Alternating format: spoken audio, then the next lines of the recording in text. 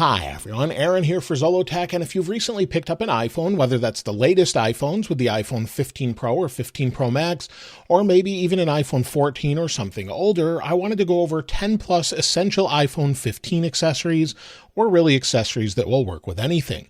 We'll talk about protecting the phone, cleaning it, different accessories to charge it, and much more. Now, the first thing, of course, most people will want is a screen protector. And this is the Belkin screen protector. I thought we'd apply this on one of my phones, as most people will want one of these, and I typically only use glass screen protectors. Now, I had one on my iPhone 15 Pro when I tested it. It's got scratches all over it. That's because I placed it face down on rocks. Many people thought, well, that's why you have scratches. And no, the screen of the iPhone 15 actually scratches very easily. So let's go ahead and apply the Belkin screen protector and see what it looks like. Now, I like these because they're very easy to apply. So you've got a glass screen protector, a little way to apply it easily, and it just makes for much easier application compared to some others. Additionally, we've got our cleaning cloth and more. So let me go ahead and clean the phone. Once the phone is clean, we'll open up the tray here, remove the little insert, and inside we have a little pull tab. We'll remove the bottom piece of plastic, place the iPhone in it, just like that, and place the screen protector down, perfectly aligning it just like that. Now, if you have dust underneath it, they include a dust removal sticker. We'll remove this part here, and of course, push out all the bubbles. And that's it. So once you push out all of the different bubbles here around the outside edge, it makes it super easy to apply. So sometimes some of the tips I have for this is if you have a bubble that's hard to get out, just lift the corner of it and then push it down in order, just like that. And then it pushes out those bubbles that were hard to reach or hard to get to. We'll go around the outside edge, smooth everything out here, just like this. Once we have the air bubbles out of our screen protector and the dust, we're good to go. Next, we need to protect the back of the case. Now, I've talked about Apple's fine woven cases that replace their leather cases. I'm not a big fan of these. I don't care for the texture, and they don't really offer anything that's unique or different for the price. That's where today's sponsor comes in, MagBack. These are actually unique cases in that they support MagSafe, but also they have what they call a mag stick. And if we open up the case here, you'll see the case for the case is even magnetic. So as we close it here, it's held magnetically, it doesn't open. So that's a nice attention to detail. So inside we have our case. It's a silicone case that also, like I said, is MagSafe compatible. It's got covers for your buttons here on the side. It also has lay on the table protection. So if we place it on our phone here, you'll see that it actually has a lip, so it has lay on the table protection there, and then also protects the camera bump as well. So that part's really nice. Of course, like I said, it supports MagSafe, but also supports their own mag stick. So if we take this out, you'll see we can adhere this to many different things. I'll show you in a moment, but it attaches to the back of the case and lets you mount this wherever you want, whether that's in a car or maybe you want to use it inside. The magnets are strong enough to hold against a lot of different things. And mounted in a car, I think it makes for a convenient way to do that that's fairly discreet instead of having a large mount sitting in the car itself. Additionally, we have the MagBack wallet, and this wallet is really nice in that it holds a couple different cards, but also not only does it hold those cards, it sticks to the back of the phone incredibly strong. So if we flip this over here, it sticks to the back of the phone. It's strong enough you can pick this up and it won't just fall off like Apple's MagSafe wallet will. And the MagSafe wallet will work on this, but it's just not as strongly adhered. So I have one here with the MagSafe wallet. Yes, it works on the back since it's MagSafe compatible, but it's not strongly adhered like the MagBack wallet. This holds on strong enough that you can just hold on to the phone with this little loop built into it. If you'd like to check out the case and the wallet, be sure to look in the description below and use code ZOLOTECH15 for 15% off. Now next, we need to charge our phone. When it comes to charging, I typically carry this charger around with me when I need to charge everything on the go. You'll see it has 3 different plug options. So we have USB-A and then 2 USB-C. One of them actually shows a computer, one shows a phone. This can charge up to 100 watts or multiple things at once. So I can plug in my laptop, my iPhone, and something else and charge them all at once with up to 100 watts. Now your iPhone regulates the amount of charge speed, so this won't charge any faster than if you were using a 30-watt adapter. It charges up to about 28 watts at a time, fast charging, so it does a pretty good job charging multiple devices, and it's much smaller and more compact than what we get with Apple. So I use this when I'm on the go, traveling, and more.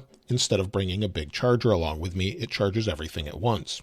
Also, if I need a power bank on the go where I can't plug it in, this is the Nano Power Bank from Anker. This one actually plugs in pretty simply. It's a two-way charger, so we can plug it into our iPhone, but also we can just plug this into maybe this charger and charge the power bank itself. It's a 10,000 milliamp hour power bank, and it tells you how much time there's left as far as what it can provide. So we can charge via USB-C and again by USB-A. So super compact and convenient. Now, I typically charge on a stand at night, and I want it to use standby mode. This is actually a really convenient charger as well, made by Anker, and this is the magnetic wireless charger 623 MagGo. So if we tilt this up, you'll see we actually have two wireless charging pads. So we can place our phone on this, just like this, with the MagSafe case. Give it a second here. It will begin to charge, and it will go into standby mode here in just a moment. So we'll give it a second to go into standby, and there we go. So now we have standby mode. It's going to display our time, give us that information, or whatever else we have set to standby. Then at the same time, if we turn this around, we can place our AirPods on it and charge those as well. So if we place those on, you'll see the light lights up there, and now we're charging our AirPods at the same time wirelessly. It's super convenient and very compact. Now, speaking of AirPods, AirPods Pro 2 are my next recommendation. I would highly recommend AirPods Pro 2, but you can pick any AirPods, of course. They're just super convenient. You don't necessarily have to have them if you're an audiophile, but if you're traveling a lot, maybe you're on a plane a lot, they're great at canceling that background noise. Yes, there's other options out there, but the convenience sort of outweighs it, where it can switch between Mac and iPhone pretty seamlessly. So I typically use these. And I also have one other recommendation. So if you want a portable speaker, and for a portable option, this is the Soundcore Motion X600. This is something that we've been using around the house that my wife actually prefers to use on the go. She brings it everywhere with her. Instead of using a HomePod because they don't have batteries built in, this does. It has IPX7 waterproofing and lasts for about 12 hours. You can simply charge it in the back here. It's portable and it sounds really good for its size. So this is something I would definitely check out. It has a nice metal construction as well. Now, if you take a lot of phone calls or just want to film with your iPhone, the next set of accessories have to do with cameras and using your iPhone to film. But first, if you're on a meeting, this is the Belkin MagSafe iPhone mount for displays and tripods. I actually use this quite a bit for continuity camera. It attaches to the top of either an iMac or a cinema display or any monitor you have, and it's convenient because it uses MagSafe, but also sort of fits anything here. So it holds on nicely to the back of your phone, and then you can use it for continuity camera, or you can mount it on a tripod. So if you want to film with it, you could use it that way. And this is the Manfrotto tripod that I use all the time. This is something when I'm outside, you'll typically see my outdoor videos, I'm using this tripod. You can use it on this mount here, or I actually use a Manfrotto mount specifically for this tripod. It just makes it a little bit more convenient for iPhones. So this goes onto the top here, screw this in place, and then you can actually lock this. So if you want to place your phone in here to actually record, you can do that, then lock it in place like that. It won't go anywhere and it stays put. That's how I film on a table just like this. So if I slide these accessories away, you'll see there's the tripod, but it also allows you to expand the legs out, and then you can tilt the top of it as well. So if you want to record vertical video, you can do it like this, and that's typically how I do it while I'm on the go or outside if I want vertical video. So super convenient, not terribly expensive for the tripod and this little mount here on the top. So I think they're pretty good value. I actually carry them with me everywhere I go, just in case I need to film outside or somewhere else. It's small enough that you can easily put your arms around it. And then also, not only does it lock in this position, you can slide this over and it goes a little bit flatter as well. So if you really want to get this down on the ground, you can, just like that. Something I use all of the time. Now, aside from filming with this little tripod, I actually have an overhead camera rig that many people have seen online. I posted a picture of it on X, and people wondered specifically what it is. And the first part of that is actually this small rig cage. So this is a small aluminum cage that holds the iPhone, and then also has a bunch of mounting points as well as cables management built right in. Additionally, you can get some handles for it. So if you want to use it on the go, maybe to film, just screw in one of the handles. There's a couple of them.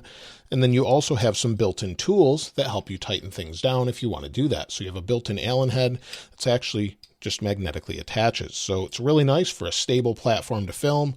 And additionally, you could put it on the other side here if you wanted to film in portrait mode, vertical video, whatever you'd like. Now, if you want to place your phone in it, it's pretty simple. Just place it in like this, and then you've got a little screw here on the back that holds everything in place. It's padded, doesn't cause any issues, and holds the phone securely. Now, of course, we need some accessories to go along with this, and here's a few that I'm actually using. One of them is actually a dock from Anker. This I found works best. This comes in multiple colors, but you'll see this actually has a bunch of different options. Not only do we have a USB-C connection to the bottom of the phone, we have USB-A at 10 gigabits per second. We have a headphone jack as well. We also have SD and mini or micro SD card readers, as well as on the back, Ethernet, HDMI, and power. So what I've actually done is plug this into my phone and then connect things such as drives as well as power to this. So if we go ahead and connect it, so now I have the dock connected to the iPhone. I've got power connected to it as well. You'll see it's actually charging the iPhone or keeping it powered. Then also I have this USB-A to USB-C cable, and I plug it into this Samsung T5 drive. There's actually T7 drives now. They'll work just as well. Plug it in, and now we can record ProRes log directly to it.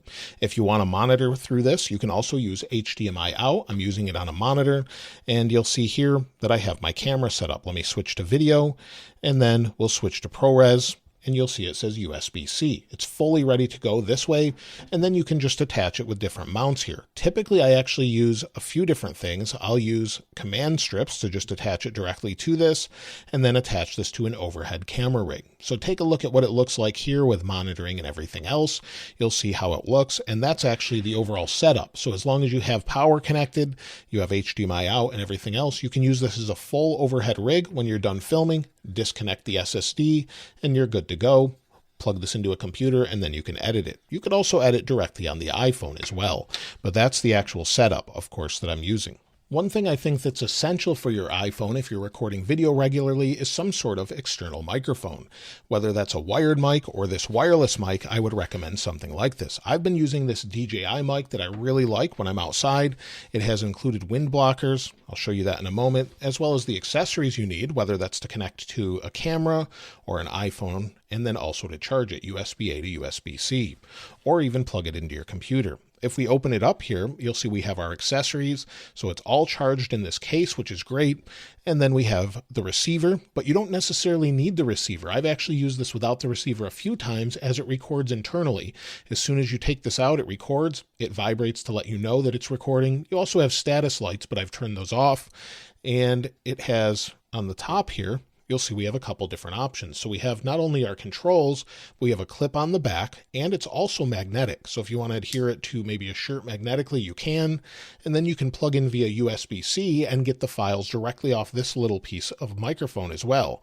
So we've got that as well as a headphone jack here. Again, to help cancel noise, this attaches to the top, and now you've got a portable microphone system. We can record directly into an iPhone or something else with the receiver. You'll see here with Lightning, of course, it's not USB-C, but they include that as well. So they saw that was coming. We've got USB-C. You could use it with Android. You can use it with iPhone, with a camera, anything else. And you'll see there's my audio levels there from the microphone. And you've got two of them. So if you want to interview someone, you want two people talking on camera, you have that option. So this is one of my favorite wireless mics, or probably my favorite wireless mic, is it does a great job. And I've used it in videos and never had anyone complain that the audio sounded bad. In fact, I don't think many people were able to tell that I was using something different. Additionally, you can use this dock to connect HDMI to your TV or a monitor so that you can play games through your iPhone. And that's where I would recommend a controller. Now, it doesn't have to be this PS5 controller. It can be Xbox, Nintendo, or a third-party Bluetooth controller. But I would recommend it if you game regularly, as plugging into either a TV or just playing on the iPhone itself is really nice when you have a controller. It is definitely more comfortable and seems to be more accurate if you're playing games such as Call of Duty or something else. So I would recommend any of those controllers. I personally like the PS5 and Xbox controllers best, but whatever you have typically will work as long as it's fairly new. Lastly, many people have asked, how do you keep your phone so clean when I'm actually filming them? And that's actually something I've used for a long time called iClear. You'll see it says Cleaner Polish for Apple. They actually used to use this in the Apple stores, and that's where I first saw it. And it comes with a little kit, and that's typically what I recommend. It comes with a cleaning cloth and a polishing cloth. So as far as cleaning the display or anything, it's pretty simple. You can spray it on the cloth or the device. I'll typically, before every video, just spray my phone, wipe it down with the cleaning cloth, and it sort of leaves a film on there that keeps it from getting very dirty easily. You can't see the film or anything, but then you just polish it with the blue cloth and you're good to go. So very simple, keeps it clean. You can also clean the rest of the phone with it. It doesn't disinfect. You could use Lysol wipes for that or something, but this is basically the best thing I've used in a long time. I use it on all my screens as well, the iMac screen, monitors, and more, as it's safe for that. Everything I've talked about in this video will be linked in the description, so let me know if you're using any of those products or something else. Also, thanks again to MagBack for sponsoring this video, and of course, I'll link a wallpaper for you in the description. If you haven't subscribed already though, please subscribe, and if you enjoyed the video, please give it a like. As always, thanks for watching. This is Aaron. I'll see you next time.